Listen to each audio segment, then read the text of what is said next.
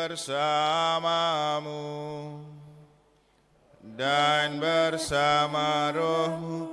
Inilah Injil suci menurut Markus. Dimuliakanlah Tuhan. Sekali peristiwa, sampailah Yesus dan murid-muridnya di seberang Danau Galilea di daerah orang Gerasa. Baru saja Yesus turun dari perahu, datanglah kepadanya seorang yang kerasukan roh jahat dari pekuburan. Orang itu diam di sana dan tidak ada lagi yang sanggup mengikatnya dengan rantai sekalipun. Sudah sering ia dibelenggu dan dirantai, tetapi rantai itu diputuskannya dan belenggu itu dimusnahkannya, sehingga tidak ada seorang pun yang cukup kuat untuk menjinakkannya. Siang malam ia berkeliaran di pekuburan dan di bukit-bukit sambil berteriak-teriak dan memukuli diri dengan batu. Ketika melihat Yesus dari jauh, berlarilah ia mendapatkannya. Ia lalu menyembahnya dan dengan keras ia berteriak, "Apa urusanmu dengan aku, hai Yesus, Anak Allah yang Maha Tinggi? Demi Allah, jangan siksa aku." Karena sebelumnya Yesus mengatakan kepadanya, "Hai engkau roh jahat, keluar dari orang ini." Kemudian Yesus bertanya kepada orang itu, "Siapa namamu?" Jawabnya, "Namaku Legion, karena kami banyak." Ia memohon dengan sangat supaya Yesus jangan mengusir roh-roh itu keluar dari daerah itu. Adalah di sana di lereng bukit, sekawanan babi sedang mencari makan. Lalu roh-roh itu meminta kepada Yesus, katanya, "Suruhlah kami pindah ke dalam babi-babi itu, dan biarkanlah kami memasukinya." Yesus mengabulkan permintaan mereka. Lalu keluarlah roh-roh jahat itu dan memasuki babi-babi itu. Maka kawanan babi yang kira-kira 2.000 jumlahnya itu terjun dari tepi jurang ke dalam danau dan mati lemas di dalamnya. Maka larilah penjaga-penjaga babi itu. Mereka menceritakan hal-hal itu di kota dan di kampung-kampung sekitarnya. Lalu keluarlah orang untuk melihat apa yang telah terjadi. Mereka datang kepada Yesus dan melihat orang yang kerasukan itu duduk. Orang yang tadinya kerasukan legion itu kini berpakaian dan sudah waras. Maka takutlah mereka. Orang-orang yang telah melihat sendiri hal itu menceritakan apa yang telah terjadi atas orang yang kerasukan setan itu dan tentang babi-babi itu. Lalu mereka mendesak Yesus supaya ia meninggalkan daerah mereka. Pada waktu Yesus naik lagi ke dalam perahu, orang yang tadinya kerasukan setan itu meminta supaya ia diperkenankan menyertai Yesus.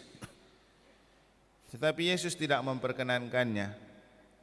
Yesus berkata kepada orang itu, "Pulanglah ke rumahmu, kepada orang-orang sekampungmu, dan beritahukanlah kepada mereka segala yang telah diperbuat Tuhan atasmu.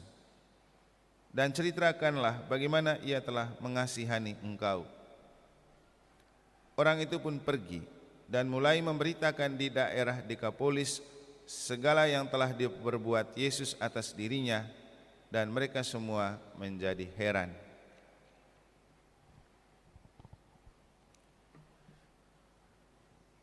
Demikianlah sabda Tuhan. Terpujilah Kristus.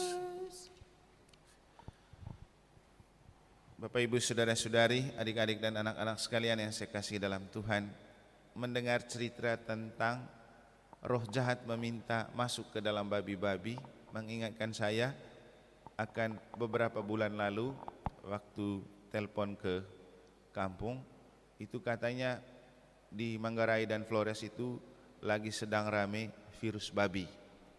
Banyak babi yang mati.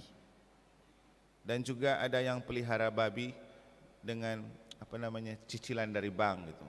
Ada program untuk penggemukan babi, dari bank yang kemudian nanti akan dikembalikan. Nah, celakanya ketika ada virus babi, banyak babi yang mati, lalu mereka kesulitan, banyak yang mengeluh. Lalu saya bilang kepada mereka, kamu merasa rugi dan merasa menyesal karena babi itu kena virus dan mati? Nah, iya Romo. Saya bilang, bukankah lebih baik babinya kena virus daripada kita yang kena virus seperti waktu kita kena corona? Tinggal sekarang kamu memaknai apa artinya kematian dan bencana babi itu untuk memaknai kalau hidup itu anugerah Allah, dan yang lebih berarti dan berharga itu kamu yang sehat dan selamat, bukan babi yang lebih penting. Mereka bilang, benar juga Rum. Bapak Ibu saudara-saudari, cerita tentang setan yang minta masuk kepada babi memang adalah sebuah cerita yang mungkin menurut kita, dalam konteks kita yang tinggal di Bali, kalau seperti ini terjadi di Bali, maka yang jadi kesulitan adalah kita yang suka makan babi guling. Kan tidak mungkin kita mau makan ketika kita tahu bahwa di dalam babi-babi itu roh-roh jahat sudah masuk. Tapi cerita ini mau menunjukkan kepada kita betapa Tuhan punya kuasa untuk mengatur dikemanakan setan-setan itu, dan setan-setan ternyata masih takluk kepada Tuhan. Kan mereka yang meminta supaya pindah ke babi daripada diusir. Jadi dalam hal ini juga bukan hanya doa manusia yang dikabulkan oleh Tuhan, tetapi juga doa setan. Maka untuk kita sebenarnya tidak perlu takut dengan setan. Yang terpenting kita perlu lari kepada Tuhan ketika kita merasa takut dengan setan atau kekuatan jahat dan kekuatan iblis, karena nanti Tuhan yang bisa mengatur. Biarkan Tuhan yang mengatur, karena mereka juga akan berkiblat kepada Tuhan. Nah, seringkali kita punya rasa takut yang tinggi kepada setan, kuasa iblis dan kuasa kegelapan. Itu hanya karena kita terlalu lemah dalam iman, dan karena kita memang tidak percaya bahwa kalau setan pun mengadu kepada Tuhan. Ada banyak cerita di dalam kitab suci di mana setan itu datang mengadu dan meminta kepada Tuhan, bahkan dengan cara yang sangat kooperatif. Mereka meminta kalau bisa mereka jangan diginiin, jangan digituin. Dan di hadapan Tuhan siapa yang paling berharga? Ya manusia. Karena manusia adalah imago Dei, gambar dan rupa Allah. Dan untuk inilah pentingnya iman dianugerahkan kepada manusia. Binatang, hewan, dan ciptaan lain itu tidak dianugerahi iman, kecuali mungkin anjing-anjing di pastorannya. Kalau Bapak Ibu perhatikan, kita punya anjing di pastoran, setiap kali jam Angelus atau lonceng Angelus, mereka juga ikut berdoa. Pasti mereka ikut berteriak, dan arahnya ke lonceng Angelus. Nanti coba perhatikan. Dan iman itu tentang merasa bergantung pada Tuhan dan menyadari kehadiran Tuhan, dan ketika mengalami kegalauan dan kegaduhan dalam hidup, orang akan kembali berlari kepada Tuhan. Seperti orang yang sakit itu, ketika ia mengalami kegalauan dan kegaduhan dalam hidup, ia datang mencari Yesus, padahal ada setan di dalamnya. Dan hidup kita memang adalah pergulatan dan peperangan yang besar antara unsur surgawi dan duniawi, Tuhan dan hantu. Itu di dalam diri kita ada pergolakan seperti itu. Makanya setiap kali kita mengalami sebuah pilihan, kita akan dihadapkan dengan sebuah dilema, mengambil atau tidak mengambil. Atau misalnya, kadang-kadang orang kalau sudah hari Minggu pasti punya banyak schedule, entah acara ini, entah acara itu, tapi juga hari Minggu ada misa pagi misalnya. Peperangan di dalam diri itu artinya ketika kita harus dihadapkan dengan pilihan, pilih ke gereja atau pilih acara. Nah, inilah hidup, selalu ada peperangan seperti itu.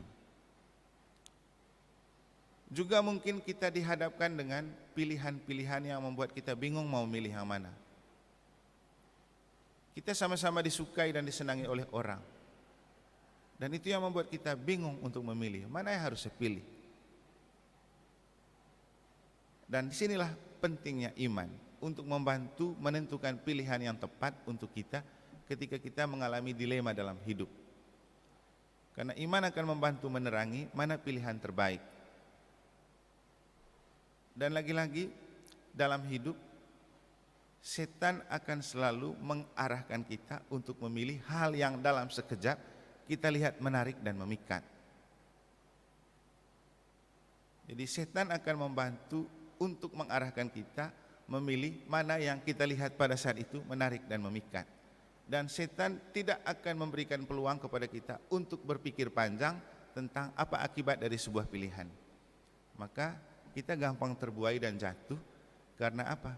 Kita tidak menyadari arti kekuatan iman. Coba kalau dalam kondisi di mana kita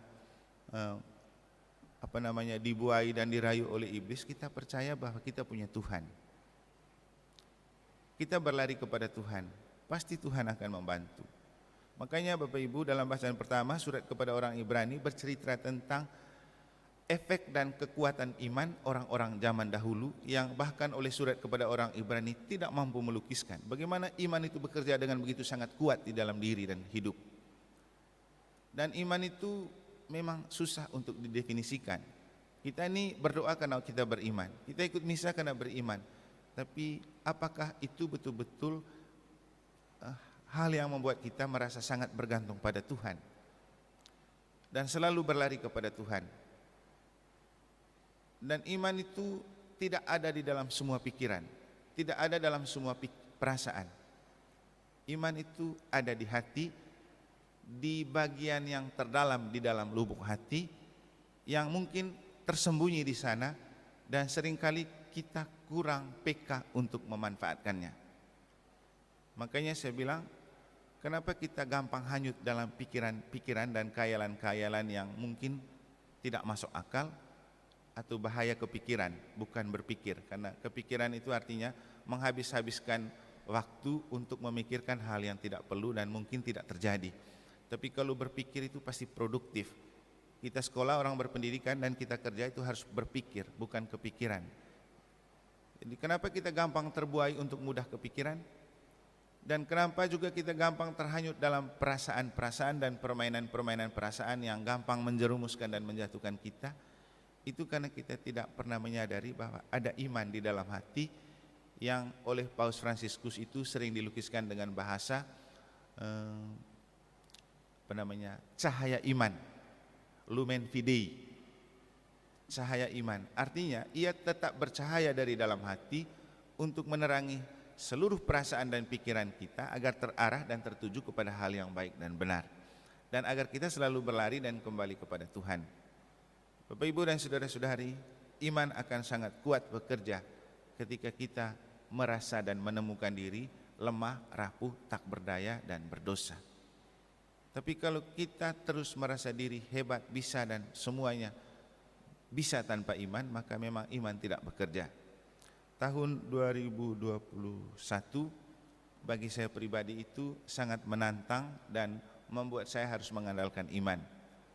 Ketika waktu itu saya merasa mengalami kesulitan, kan lagi zaman corona. Jadi setiap malam saya tidur itu rasanya susah, agak sesak-sesak nafas. Dan waktu itu baru saya pernah beberapa kali menyadari bahwa mungkin saja nanti saya bisa mati pada saat saya lagi tidur karena susah sekali bernafasnya. Dan waktu itulah betul-betul mengandalkan bahwa kalau Tuhan mau ini adalah saat untuk mengambil, ya mau bagaimana. Tapi kalau tidak, silakan Tuhan terus bekerja dengan cara Tuhan. Dan kemudian pada waktu itu kan kita tidak tahu, tiba-tiba ada pawaka seperti Pak Pius, mereka yang kerja di sini. Dan setiap kali saya merayakan misa, mereka yang memperhatikan, kok macam ada yang aneh dari pernafasan dan gerakan Romo. Coba pergi check up dulu di dokter. Dan kemudian mereka yang membantu, membackup semua untuk saya di check up. Kemudian proses penyembuhan dan diobati, lalu rasanya agak baik. Dan setelah itu saya rasa tidak seberat waktu itu. Nah, ini mungkin masih salah satu contoh dari pengalaman hidup untuk menunjukkan bahwa bagaimana Tuhan itu tetap bekerja di dalam diri dan hidup kita justru ketika kita mengalami kesulitan, hal-hal yang mungkin menurut kita tidak dapat kita atasi secara manusiawi dan duniawi. Kita perlu beriman, memperteguh dan memperkuat iman untuk Tuhan selalu membuka peluang bagi rahmat itu bekerja di dalam diri dan hidup kita. Seperti yang sering saya bilang, kita beriman, kita berdoa, kita misa, memang tidak langsung membuat kita mendapatkan uang, mendapatkan bantuan, mendapatkan barang. Tidak. Tapi itu akan membuka peluang yang memudahkan kita mendapatkan rahmat, mendapatkan bantuan, mendapatkan pertolongan, dan mendapatkan keselamatan. Marilah kita bersama pemazmur berharap dan berdoa supaya Tuhan tetap meneguhkan dan menguatkan hati kita untuk selalu berharap dan percaya kepada Tuhan dalam seluruh hidup, usaha, karya, dan perjuangan di dunia ini. Semoga Tuhan memberkati.